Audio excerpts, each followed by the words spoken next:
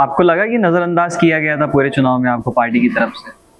हाँ, उस वक्त मुझे ऐसा फील हुआ क्योंकि मैं खुद यानी कैंपेनिंग के लिए पार्टी की तरफ से हर तरफ जाता हूँ। मैंने बिहार में कैंपेनिंग की है, मध्य प्रदेश में की है और महाराष्ट्र के मुख्तलिफ इलाकों पे कैंपेनिंग्स की है। मैं हैदराबाद आया हूँ 2-3 चुनाव कैंपेनिंग करने। तो मैंने अक्सर देखा कि पार्टी की तरफ से हर एक टीम हर एक कॉन्स्टिट्यूएंसी में पहुँचती है। कभी मैं खुद वो टीम का हिस्सा बन के गया हूँ, लेकिन मुमरा के लिए मुझे कोई रिस्पॉन्स ही नहीं दिया जा रहा है। जब मैं फ़ोन करता हूँ तो हाँ आपके वहाँ टीम आ जाएगी, आ ही नहीं रही है। अकेला, ऐसा फील हो रहा था कि अकेला छोड़ दिया गया है। क्या कारण है कि राज्य सतह पे जो आपसे ऊपर लीडर बैठे थे उनकी कोई चालसाजी थी इसमें, या हेड ऑफिस में जो रणनीतियां बन रही थी वो आपको पसंद नहीं आई? नहीं, ऐसा नहीं है कि देखिए रणनीतियाँ तो नहीं, अब इसे हर एंगल से देखा जाता है। ऐसा भी हो सकता है कि कोई साजिश कर रहा हो, या हो सकता है कि यानी उनका ध्यान ना हो मुमरा की तरफ, उनको लग रहा हो कि मुमरा जीत ही नहीं सकते। ये भी हो सकता है, या फिर ये हो सकता है कि मुझ पे ज्यादा भरोसा हो कि वो अकेला कर लेगा, जिस तरीके से अभी कॉर्पोरेशन में भी छोड़ दिया गया कि अकेला कर लेगा करके। तो ये भी हो सकता है। अकेले तो किया आपने फिर।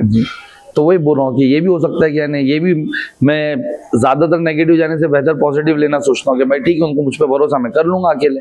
और मैंने वो एमएलए के दौरान भी मैंने कुछ 12 सभाई की मैंने बड़ी यानी अगर मैं अकेला, कोई लोकल कोई भी यानी चेहरा नहीं आ रहा है बाहर से, और मैं अगर सभा करता हूँ और मेरे सामने 2000 कुर्सियां भर जाती है, उसके बाद भी क्राउड खड़ा रहता है, तो डेट्स मीन अच्छा रिस्पॉन्स था मुझे। और इसके अलावा एमआईएम इकलौती ऐसी पार्टी है जहाँ पार्टी फंड नहीं मिलता कैंडिडेट, अपने अखराजात पे चुनाव लड़ना बहुत बड़ी बात होती है। बड़ी बात होती है। तो मुझे खैर बाकी सबको छोड़िए, मुझे आप अपने बारे में बताइए कि आपको अपने ऊपर सेल्फ कॉन्फिडेंस कितना है कि मुझे पार्टी वार्टी की किसी कल्ट फेस की जरूरत नहीं है, मैं सैफ पठान, मैं मैदान में उतरा तो मैं जीतूंगा अपने बलबूते पे। नहीं, ऐसा नहीं। देखो, चेहरा तो हमें असद साहब, अकबर साहब का और महाराष्ट्र में पड़ता है, बहुत फर्क पड़ता है। इनके चेहरे से बहुत फर्क पड़ता है। आज अभी मैंने कॉर्पोरेशन की भी जो कैंपेनिंग की, उस टाइम पे मैं एमएलए की भी जो कैंपेनिंग करता था, तो अक्सर जो मफलर में उड़ता था उस पर एक तरफ असद साहब, एक तरफ अकबर साहब होते। तो मैं जब भी कैंपेनिंग करता था तो मैं उठा करके वो चेहरा दिखाता था कि आप इनको देखिए, इनकी कुर्बानियों को याद रखिए। अगर हो सकता है कि मैं आपकी पसंद का कैंडिडेट नहीं हो सकता हूँ, लेकिन मैं इनका कैंडिडेट हूँ, इसके लिए वोट दीजिए। मैंने कॉर्पोरेशन इलेक्शन में भी वही किया पूरा।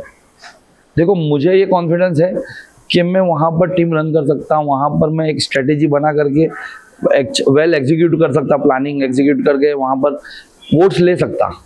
लेकिन हमारा जो असल चेहरा इस पार्टी का वो आएगा तो और फर्क पड़ जाएगा। तो मैं ये नहीं कहूँगा कि नहीं, मैं अकेला ही कर सकता हूँ। ज़रूरत तो है, सारे की ज़रूरत है कि साहब लोग आ जाए। साहब लोग ज़्यादा नहीं, एक दो प्रोग्राम कर ले, एक प्रोग्राम कर ले मेरे वहाँ, बाकी फिर मैं मैनेज कर लूँगा, बाकी फिर मैं मेरी टीम मुमरा मैनेज कर लूँगा। तो वो कहीं ना कहीं कमी रही है। खैर, अकबरुद्दीन ओवैसी साहब भी आए उसके बाद, और फिर भी यानी वो रिजल्ट फेवर में नहीं आ पाया। उसके भी बहुत से रीज़न है पीछे। कुछ तो बता दीजिए क्या रीज़न है? नहीं, अभी रीज़न ऐसा है कि देखिए कि वो टोरेंट एक बहुत बड़ा फैक्टर है, क्योंकि उसके बाद में अक्सर टोरेंट हमारे वहाँ लोगों पे विजिलेंस केसेस बना देता है, और उस केसेस में होता क्या है ना कि वो लोगों को 2.5 लाख रुपए, कम से कम 2.25 लाख से 2.5 लाख का फाइन मारता है। 2.5 लाख का फाइन।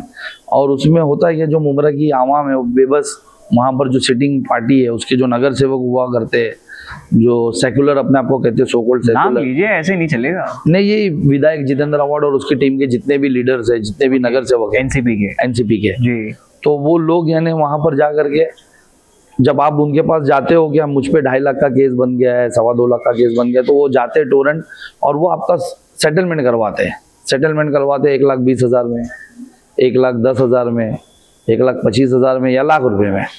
वाहिद एमआईएम और सैफ पठान वो टीम है वहाँ पर जो वहाँ पहुँचती है, तो वही सेटलमेंट, क्योंकि विजिलेंस बनता तब है जब कुछ ना कुछ गड़बड़ हो और कुछ वायरिंग में प्रॉब्लम हो, या आपकी लाइन डायरेक्ट हो, या कुछ हो, तो वो हम भी एक्सेप्ट करते कि होता होगा ये। लेकिन उसके जो चार्जेस होते हैं वो इतने हाई नहीं होते। तो वो वाहिद एमआईएम ऐसी टीम है जो 5,000 में, 10,000 में, या 20,000 में, मैक्स टू मैक्स अगर कभी गया तो 30,000, वो भी चार्जेस हम पूरा इलेक्ट्रिसिटी एक्ट के तहत उनसे बैठ के बनवा कर फिर ख़त्म करवाते हैं।